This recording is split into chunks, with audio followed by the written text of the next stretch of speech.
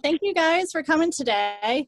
As you know, I'm the president-elect of SCDE, and I want to introduce Brock, and he is our South Carolina Department of Education Associate. He's been in this position for a year, and we're so excited to have him as our leader. And I know you guys are excited to finally be able to put a face with the name, because we hear it all the time, but I don't know if everybody's actually met him. But he has a lot of experience as teacher, coach, principal, administrator. I know he worked in Florida, but Sean can let you know more when I finish introducing him. But he most recently worked with the Healthy Alliance for a Healthier Generation. But anyhow, he's going to be here, and he's going to give us the lowdown of what's going on in South Carolina and what's happening over the summer with our standards writing and some things that we can look forward to as the school year begins in August. So Sean, I'm going to let you take it over. Thank you. Yeah, thanks, Holly. And yeah, just as Kim said, no matter how long you've been in teaching or how long you're going to be in teaching, I think we'll all remember this year probably as a crazy year as moving forward. So yeah, I just wanted to appreciate Kim and SCDE inviting me to the call today. As I shared, I got the opportunity to come on board, and I guess it's almost been a year now, and back had the opportunity to go to Myrtle Beach, and back with one of the first groups I met with, I said, you know, my computer hadn't even been set up yet in the, State Department office there in the Rutledge building. And the first day I walked in, they were giving me my email passwords and all that. And they're like, look, you've got emails already. And it was from Kim Kirby from SCDE. I was like, well, great, who's Kim Kirby? So, but she was one of the very first individuals here to introduce herself. So certainly appreciate that, and appreciate all that SCDE and Holly and Mike and the whole leadership with the team does and provides for physical educators in the state. I'm not going to keep you a whole lot of time today. I'm just going to share with you a couple of slides. Can you see my screen now? Yep. So back when this whole pandemic started and the whole school closures, as you can imagine, received lots of phone calls, lots of emails, and typically people are all seeking information. They want to know different types of answers. And probably one of the most profound, I guess, statements I heard recently on a recent news show was an individual that said, leaders and organizations, even outside of education, everyone's trying to make decisions based on data, based on information that doesn't even exist yet. So, with that being said, where are we going? And, I don't know. I can't, predict the future. But one thing, since this whole thing started, I've just been impressed with the fact that as a group, health and physical educators have just rotated on a dime and went from in-person learning one day to providing things virtually and remote the next day. And as we know, as physical education, our content's not always the easiest to be delivered virtually. But certainly, if there's one positive thing that's come out of this, is the fact that lots of great resources, lots of great ideas, but also I think it's put a renewed emphasis on physical education, on health education, certainly the importance of it, and also certainly the importance of physical activity. And one of those parents that called, I'll share the story that her son was so disappointed because physical education was his favorite, content area in school, and he was so disappointed. She wanted to know some ideas. How can I, share, and keep his learning going in physical education? And gave her some resources. We talked about some ideas, and she finally said that, she had a whole new respect for teachers, because she said her little guy can't sit still for more than 10, 15 minutes at a time, and he's got to get up and move. And she said she's been doing things with him like Go Noodle. And she said, something that was pretty important. She said, well, after he moves, he's so much more focused. He's so much more attentive, even though it's only for about another 10 or 15 minutes. She said, what a lot of us know on this call, that, that physical activity and learning can go together, and it does help, get the blood flowing and promote oxygen to the brain and all those things that we've been preaching about for years. So I certainly think it's kind of shed new light on the importance of physical activity and the need for movement, that we can't put all kids in these sedentary learning environments and provide this sit and get type information and expect all kids to flourish that way. So when all this kind of came down, we were tasked in about 2 days' time with coming up with some simple ideas, some simple resources to provide to teachers to support our content areas from the Office of Standards and Learning, but also to think about it from that parent lens, from those caregivers, and even the student lens. Can we provide something that's simple, didn't require a lot of equipment, that possibly kids could even do on their own? So scremote.learning.com was set up, and if you go there, it's divided up by grade levels, by content areas, and you'll see health and physical education, and again, it's broken up by content areas. And I'll just share a couple of the documents with you that that I kind of came up with in this quick time. And certainly these are living documents and open for feedback and suggestions. And I certainly see these being resources that we can utilize moving forward, no matter what our setting looks like come the fall. So the first document is a health education document. So when I started thinking about health education in general, certainly lots of great external resources we can provide. Districts and schools certainly have a lot of resources out there. But then I started thinking about that phone call from that parent. I was thinking, gosh, if we, one of the things we were tasked with was to keep the focus on standards, make sure that we're not losing sight of our state standards in health education. Well, if I gave a parent that health education green standard book, you took a look at it, you'd probably be, probably be lost. So I was thinking, well, what could I look at from those standards and pull out some information? So we've got our health education standards split up into those, 8 big ideas, those standards. But then we also have key concepts that the standards writing group identified that is broken up into. So you can see those 6 key concepts. And you might want to check to see if you're on mute. We've got the those big ideas. So I just took and put it in a chart format with the big ideas at the top, these key concepts, and then took each of the performance indicators and aligned them underneath one of their key concepts. So now if I'm a teacher, if I'm a parent, I can look at it and I can see exactly, as a 6th grader, what should I be able to know and do related to those 6 kind of big ideas. Again, I mentioned just a growing, living document that we can certainly add to and expand on. My next thought were to take these key concepts and now start aligning your quality, reputable resources underneath each one of these big ideas and kind of have a one-stop shopping document for health education. With physical education, I think it was a little different.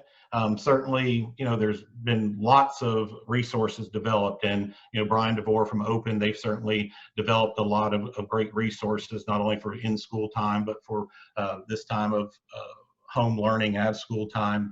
But one thing that, and Kim and I had this conversation, one thing that's kind of alarming though is when you look at a lot of resources out there, it's a lot of physical activity. And I was going back to thinking about how do we keep this aligned to standards, and didn't want to lose that piece of teaching skills and motor development and health-related fitness and the personal social responsibility. So I just kind of created a little sample lesson plan that addresses physical education content, didn't require a lot of equipment, a lot of instruction for kids to use, but certainly, wanted to be sure that we weren't just turning on physical activity videos every day and calling that physical education, because there's a huge disconnect that we've kind of identified, that people often confuse physical education with physical activity, and you can take it a step further and even say athletics, and you think people get them confused, not only in your community, in your own schools, certainly at all different levels. How can we really promote that physical education is a content-based area that has state standards? And I always often say physical activity is really the application of physical education.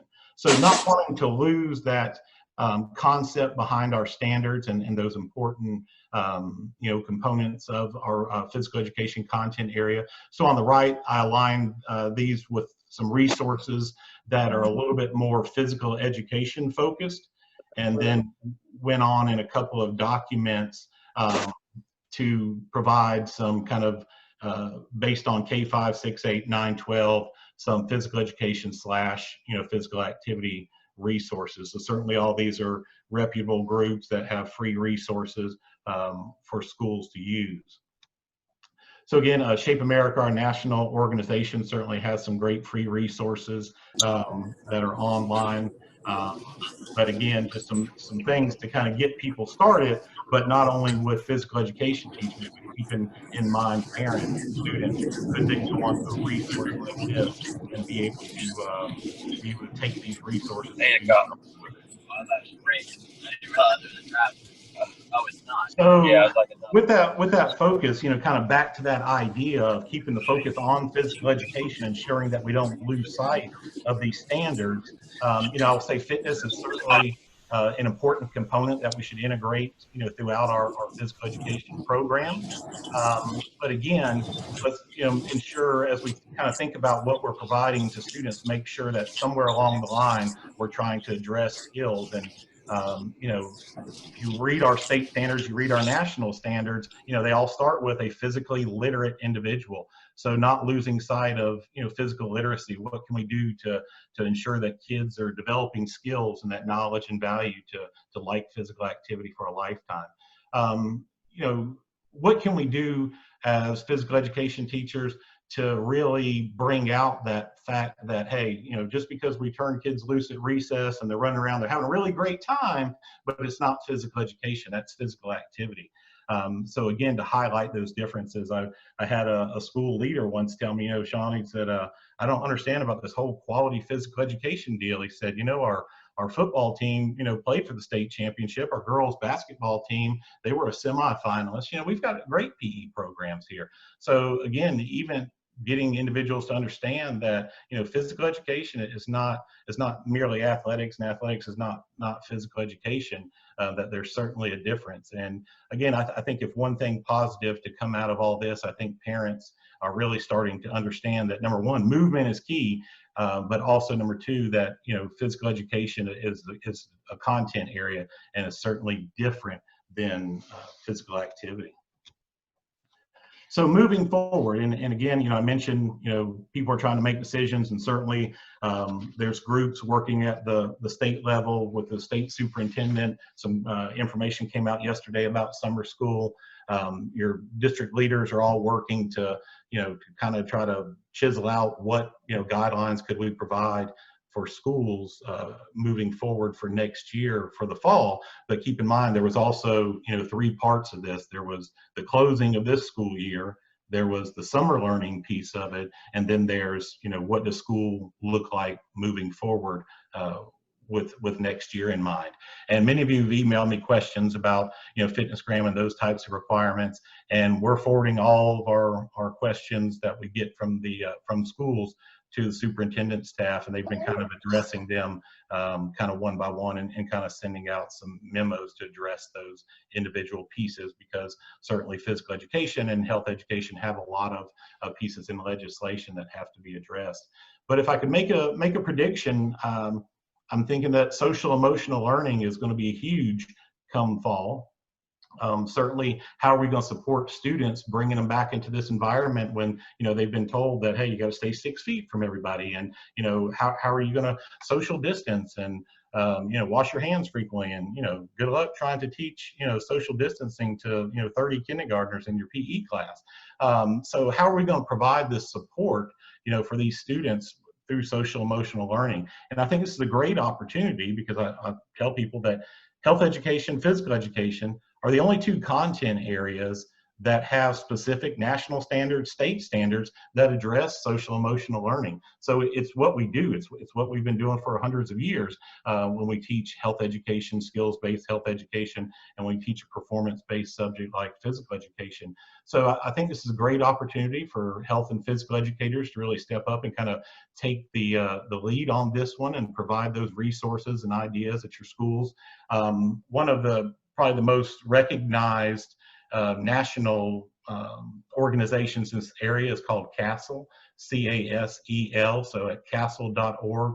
They're kind of the go-to folks in this space that provide a lot of resources, and certainly all of those resources that we listed with Shape America, with Open, with the Fitnessgram, the Cooper Institute site, PYFP, a lot of quality physical education resources already address this social emotional piece. So certainly something to kind of keep your eyes and ears on, kind of moving forward for some opportunities to really promote your program through this lens of social emotional learning. One thing that comes with this position is the expectation to provide professional learning opportunities for health and physical educators throughout the school year. And we were underway. We had completed one in the fall at 3 different locations. And then we were in the midst of round 2 of our professional learning opportunities when the school closures and due to the pandemic kind of shut down. So those professional learning opportunities will be available. Now, again, what will they look like this coming fall? Well, I'm not sure if those are going to be virtually, if we're going to have opportunities to meet in person. And but the expectation is still there to provide that professional learning for the field.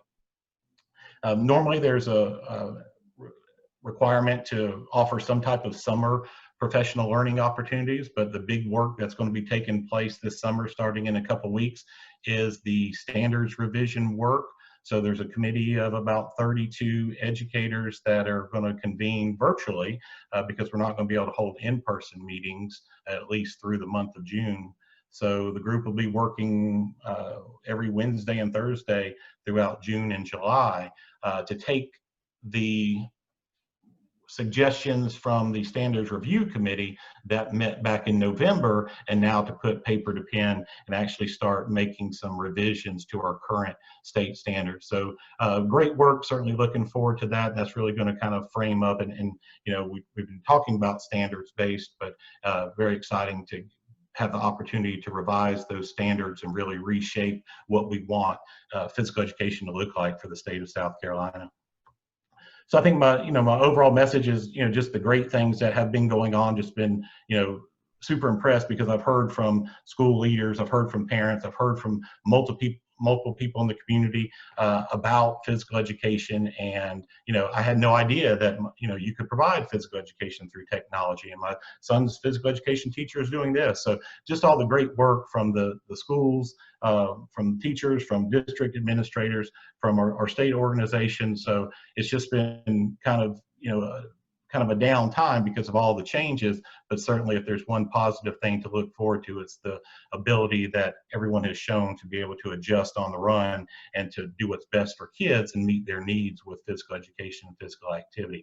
So I would just, urge you to continue to promote your programs, do anything positive, promote those positive things that are going on. Often I mentioned in this position, you don't hear a lot of positive things. People aren't calling you to tell you about how great their physical education program is at a school. They're calling you to tell you about a problem that they have or something that they disagree with. So certainly to hear from a parent that really valued and felt the need for health and physical education, physical activity was certainly very encouraging. So just urge you to continue to promote that and seek out those opportunities. Take a look at some social emotional learning stuff and how you can integrate that with your program. But this is my contact information. Feel free to shoot me an email. This is my office number, and even though we're working remotely, I still get those calls here. So if I can help you out with anything, and I don't know, Kim, if we can share, I can put some links together in a handout, or if there's a place that you want to share this information through the links or the documents, if people need those, we could certainly put that together. But that's everything I have for right now. I told you I wasn't going to keep you guys a long time. If anybody has any questions, if they would, for Sean, if you would type those in the chat box, in the chat area, that would be great. And that way we can, everyone can hear it, and we're not trying to talk over each other. And actually there's one already, Sean. It's from Sandra Nelson, Dr. Nelson down at Coastal. If we move back to face-to-face, will there be be state level guidelines provided? Yeah, thanks, Sandra. You mean by state level guidelines specific to health and physical education? That would be my guess, yes. Yeah, and that's certainly, something, that Kim, just contacted me about possibly putting something together. That's something that, there's 3 task force right now that are currently meeting and working to provide guidelines. So that's certainly, something that we'll be taking a look at moving forward. CDC and I believe Shape America have already put a couple of things on their websites related specifically. One was from the National High School Sports Federation about physical activity and kind of the risk associated with different activities. But certainly things like that, when you think about a physical activity setting, you start thinking about, activities that provide that distance and, cleaning equipment, all those types of things. So yeah, certainly possibly the need there to establish some guidelines.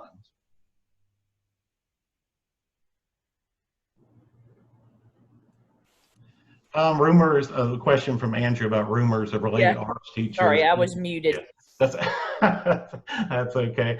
Teaching other subjects. I haven't heard anything from my office around that. I don't know if that's something that's occurring, locally in your district, but certainly haven't heard that, through my office and stuff. No, I haven't.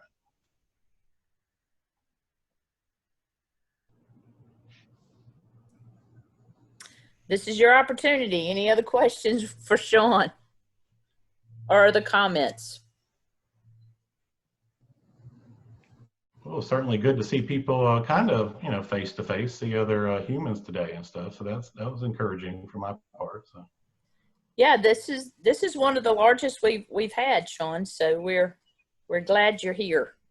Yeah, no, it's good. And, like I said, I've enjoyed all the others with Holly's ideas and with Brian's that I've attended the last couple of weeks. So certainly appreciate you putting these together. Certainly kind of brings us more together, and you don't feel like you're still kind of working out in space somewhere. So. Sean, you do have a question that says, will the State Department be providing guidelines in conjunction with the CDC? Yeah, again, specific to health and physical education, I think if there's anything that comes out, I'm certainly, my first guess would be, CDC is certainly one of the reputable sources you would go to provide, those. But at this time from my office, I don't know what's occurring in that task force because, again, they're working, but from my office, there hasn't been any, direction yet as to what type of resources to provide. Right, and so another one, the CDC has in their guidelines recommended not sharing equipment, and what do we do about that?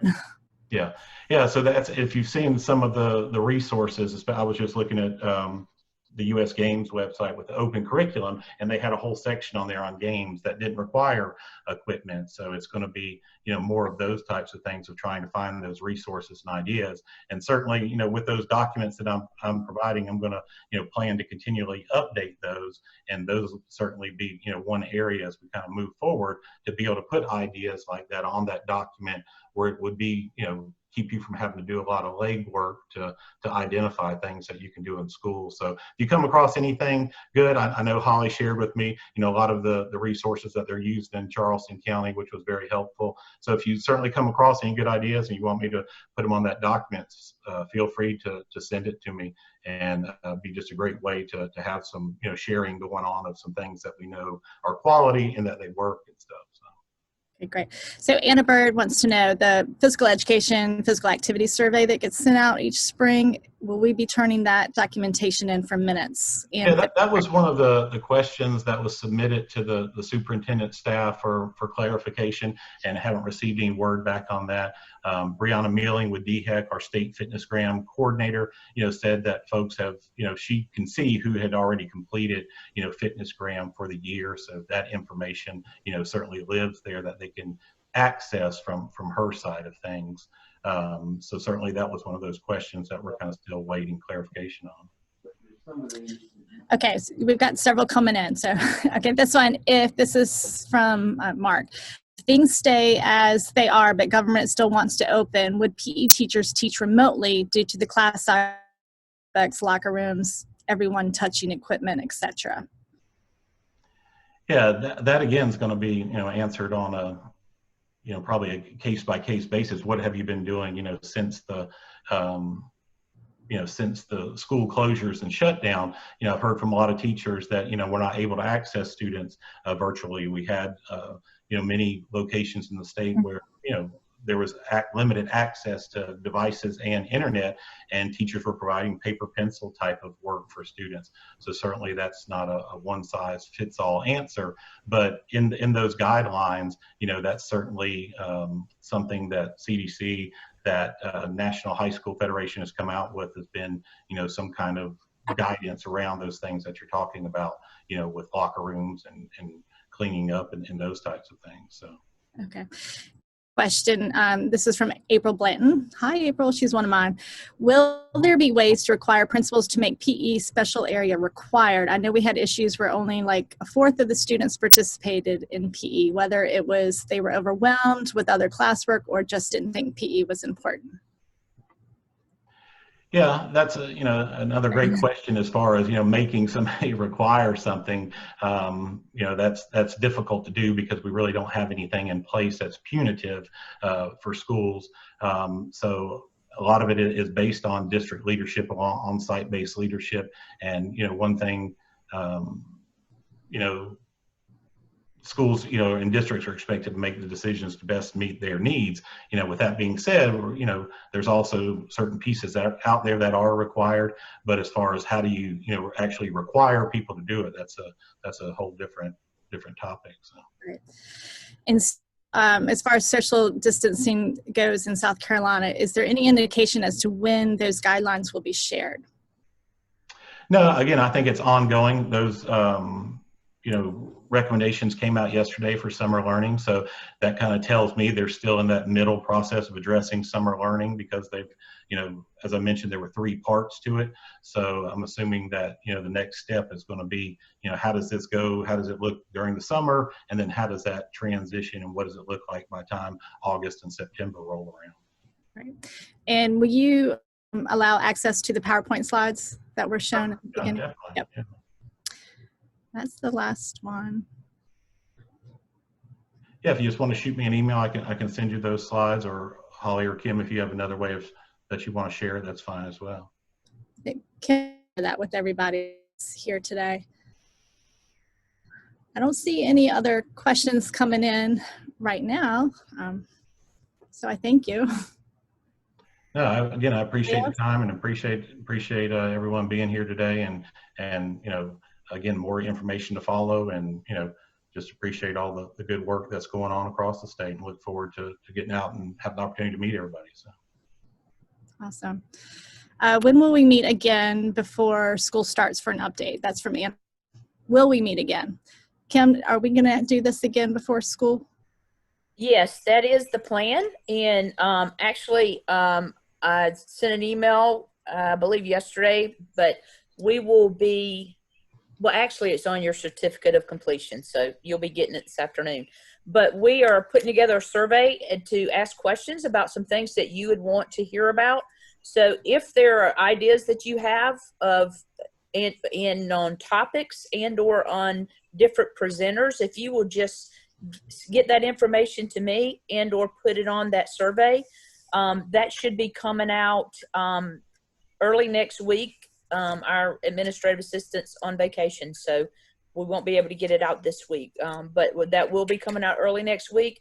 And the plan is to do it on a regular basis, because I think it's something that has definitely been beneficial. It has been for me, and we've had a really, really good attendance. And so I think anything that we can do, especially right now as things get a little, we just don't know. It's like Sean said, I mean, it's really a day-to-day how things are being decided. So, but we definitely as an organization will be working to disseminate that information in, as far as guidelines are concerned, and suggestions and resources, working with the State Department, working with DHEC, with Shape America, and helping our members to get that information. So anytime you have anything that you could share with us, either send it to me or Holly or Mike Lally as the SCAPER president, that would be great. Because what you have and what you share really benefits everyone.